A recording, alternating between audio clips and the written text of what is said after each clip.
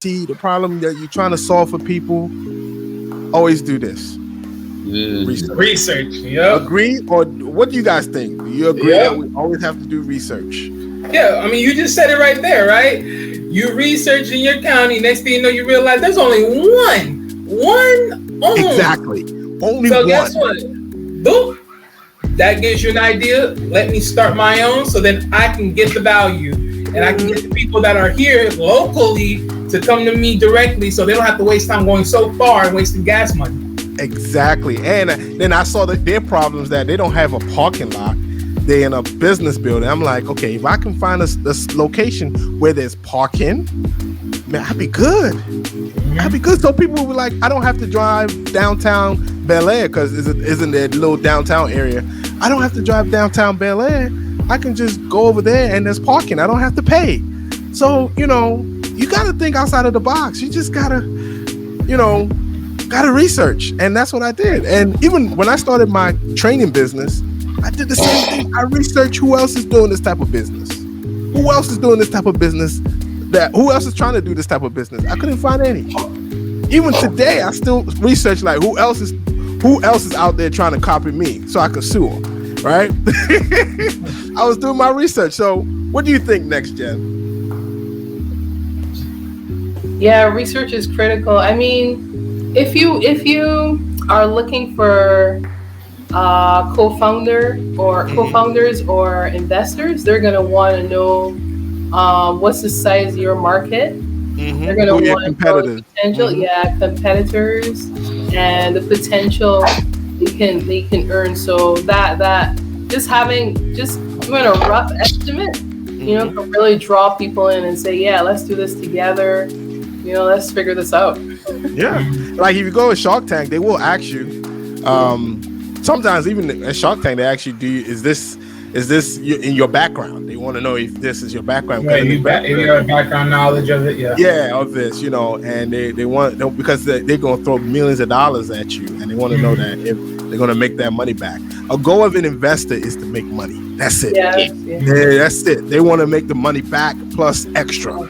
Exactly. All right. So if it works well, they want to put back the money more. So yeah, exactly. And that's why you have to do your research.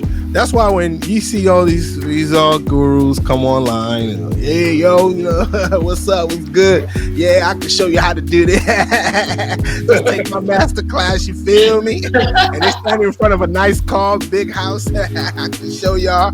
And they got hip hop playing in the background, And they do, that Jay Morrison hand he does. He does that hand right there. Hey, King. Yeah, what's up, King? I work the work. Still do your research. Even further than that, for example, one of the things Wally talks about in the cash flow quadrant, I would be at that S, so I'm self-employed. I own my job. I'm not yet an entrepreneur. But as a self-employed individual, one of the things that I did with market research was when I moved from Brooklyn, New York, back to New Haven, Connecticut, and I was doing property and casualty insurance, I had to take a look in research in terms of the size of the market that I was going into, right? So when I did my research, I looked at the fact that the borough of Brooklyn that I was leaving had 2.6 million people, right? And the state of Connecticut that I moved to only had 2.5 million people. So an entire state had a smaller market than just a borough. Right? So now I'm a bigger fish swimming in a smaller pond, right? Which makes life very difficult because so in doing research, you also have to know your own style, right? I'm a city slicker. I'm a New Yorker, so I'm quick, fast, and in a hurry, right? When I came out here, for example, with property and casualty, I was working at a state farm, and there's this one thing that pisses me off because I'm a salesperson. When people, hi, how are you? Look, I'm a salesperson. You're a salesperson. I know you don't care how I'm doing. Get to the point. What are you trying to sell? And I realized that when I was, because that's what I would do. When I call people, I wouldn't be like, hi, Bob, how you doing today? This is Alonzo from State Farm. I'm trying to be like, hey, look, I'm trying to sell you something. Get to the point. In this small market, people want to be In New York, they're like, look, I don't care. I know you don't care how I'm feeling. You trying to sell me something. What you trying to sell me? Exactly. New York is up front. Yeah. But it's different in this much smaller market. So you have to do that research to even learn what your market is like. And I agree with you with doing the research, because when I was doing my trainings, when I decided that I was going to start taking it to different cities, I started to research the largest cities in the United States, the largest cities in the states, all 50 states. And I went to Wikipedia, I went to all these, websites to get my numbers, and I found that LA, Charlotte. I started figuring all these cities out. Like, okay, this is where I'm going to start marketing my services to, and that took research.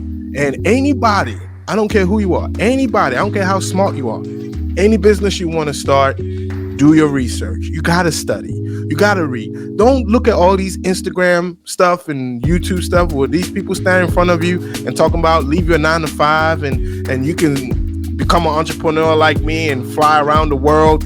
No. You got to work. It's work. It's not some, it's not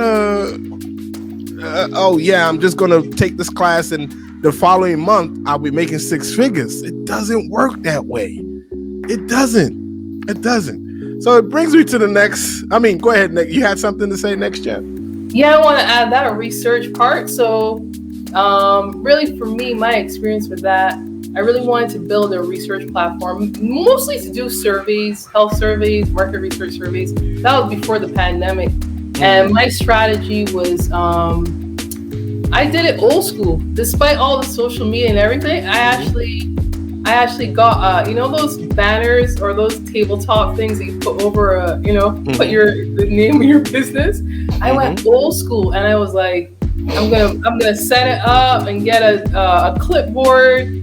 So I was like in different spots, like community centers on different days, and like university centers and stuff, and just being there and letting people come and ask me questions and sign up. And I think got like just in a few days, about maybe like 500 people sign up, like, because it's just in your face and different, you know what I mean? And then you get a sense of who wants to take part, who's involved, and they're meeting you, especially if you're like startup mode. They're seeing you face to face. So I went old school. Yeah, and it was amazing. I thought it was amazing. And before I go to the next step, research. Do you know there's a lot of companies that their business is research? That's all they do. They research information. They do. I worked at this company where they had a research company come in to collect.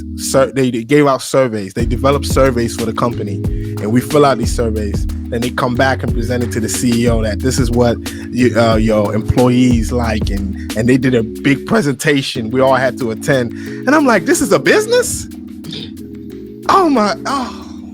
Guys, sometimes I'll be amazed. I love to learn. You'd be surprised what people can do. Like research companies, like you won't believe that some people will actually reach out to a research company to help them with this.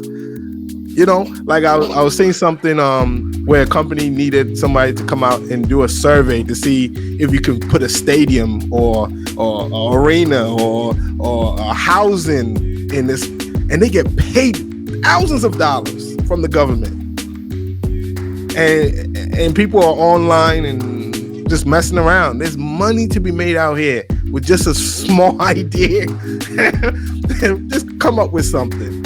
Like you can say, you can come up with a company and say, what we do is we research how many people come to the mall every day. You'd be surprised that someone is going to ask you to actually go out there, all the malls in the country. Can you come to our mall and see how many people come there a day?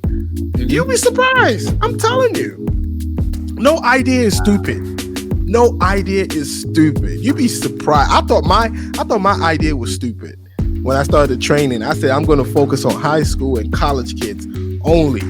But it wasn't college kids that came to me, and it wasn't high school students or high school professors high school teachers.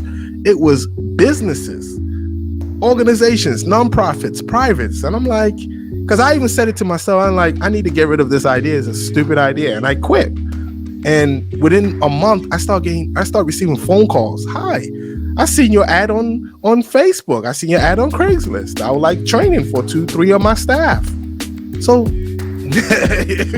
wow. You know, you just be surprised, man, what the type of businesses that are out there.